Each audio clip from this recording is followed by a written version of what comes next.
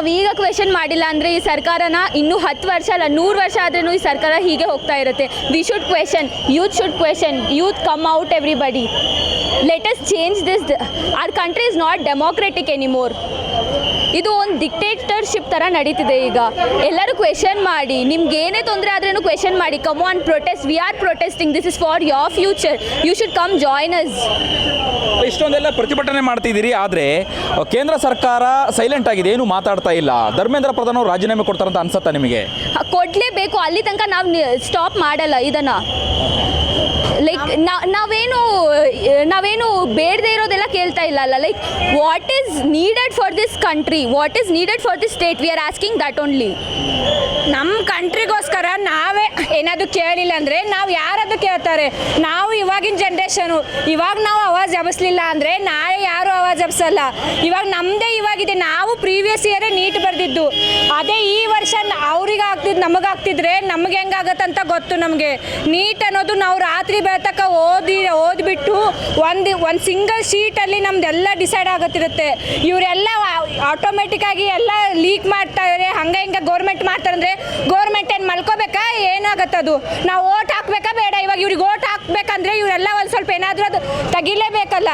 Okay, neat ಪ್ರಶ್ನೆ ಪತ್ರಿಕೆ leak ಆಗಿದೆಯಲ್ಲ, ಅದರಿಂದ ಏನೆಲ್ಲ ಎಫೆಕ್ಟ್ಗಳಾಗಿದೆ?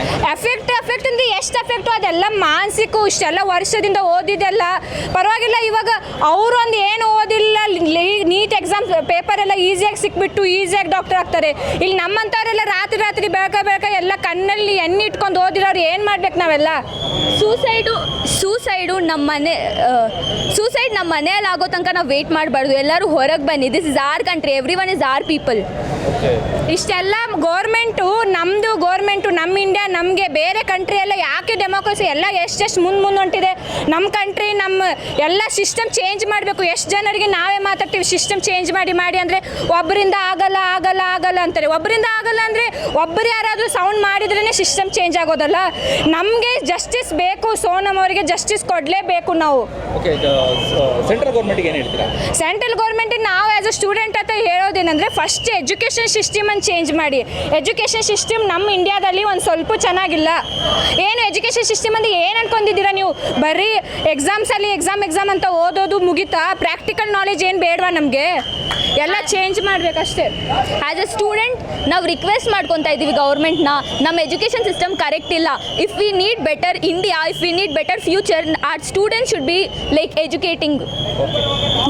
ಇಲ್ಲೆಲ್ಲ ಹೇಳ್ತಾರಷ್ಟೇ. ಇವಾಗ ಇಂಜಿನಿಯರಿಂಗ್ ಮಾಡಿ ಹಂಗೆ ಹಿಂಗೆ ಜಾಬ್ಸ್ ಇಲ್ಲ, ಏನಿಲ್ಲ. ಜಾಬ್ ಇಲ್ಲ ಅಂದರೆ ನಮ್ದು ಏನು ಪಾಯಿಂಟೇ ಇಲ್ಲ. ಬೇರೆ ಕಂಟ್ರಿಯೆಲ್ಲ ಇವಾಗ ಇಲ್ಲಿ ಓದ್ಬಿಟ್ಟು ಬೇರೆ ಕಂಟ್ರಿಗೆ ಹೋಗೋದು ಏನಾದರೂ ಪಾಯಿಂಟ್ ಇದೆಯಾ?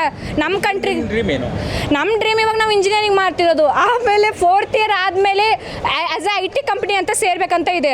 ಆದರೆ ಇವಾಗ ಇಂಡಿಯಾ ನಮ್ಮ ಸಿಚುವೇಶನ್ ನೋಡಿದರೆ ಒಂದು ಸ್ವಲ್ಪದ್ರೂ ಸೇಫಾಗಿ ಇವಾಗ ನಾವು ಮನೆಗೆ ಹೋಗ್ತೀವಂತ ಸೇಫ್ಟಿ ಇದೆಯಾ ಇಲ್ಲಿ ಇಂಡಿಯಾದಲ್ಲಿ?